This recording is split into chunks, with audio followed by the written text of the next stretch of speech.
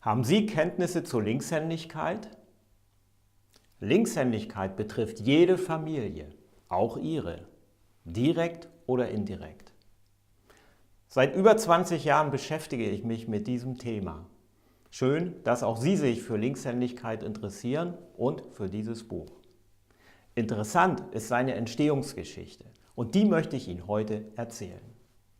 2002 saß ich im Seminar in der Nähe von Köln und der Referent stellte dort in diesem Seminar eine für mich sehr interessante Frage: Warum geht es in Ihrem Thema, bei mir also Linkshändigkeit, nicht so richtig voran? Warum verläuft die Entwicklung schleppend? Und darauf hatte ich keine Antwort. Und dann fiel mir eine Geschichte ein, die ich eine Woche vorher erlebt habe. Ich saß in einem Gespräch mit einem Ehepaar zur Tochter in der 2. Klasse und es sollte ermittelt werden, ist sie Links- oder Rechtshänder. Und die Eltern hatten keine Kenntnisse zum Thema.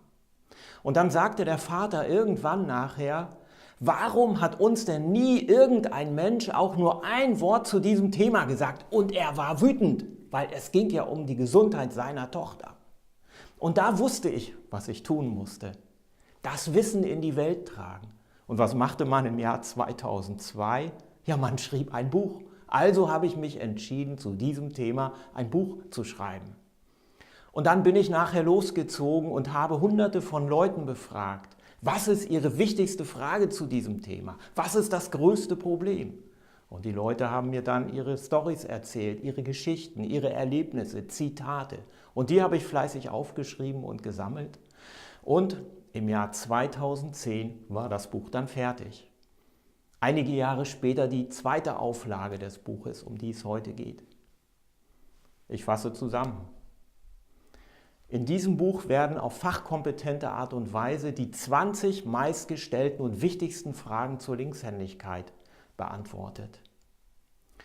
Es ist ein Sachbuch, aber gleichzeitig durch die Fallbeispiele, Geschichten, Zitate auch ein emotionales Buch. Und das Buch enthält als Bonus für Sie 3 Weltneuheiten. Zum ersten den Linkshänder-Rechtshänder-Schnelltest für 0- bis 4-Jährige. Er wird die Frage noch nicht 100%ig beantworten, ob ein Kind Links- oder Rechtshänder ist. Aber er gibt eine sehr, sehr gute Orientierung, ob Sie sich damit weiter beschäftigen sollten. Zum zweiten den Linkshänder-Schnelltest, den Linkshänder-Rechtshänder-Schnelltest für Erwachsene. Und ich kann Ihnen sagen, der ist richtig spannend.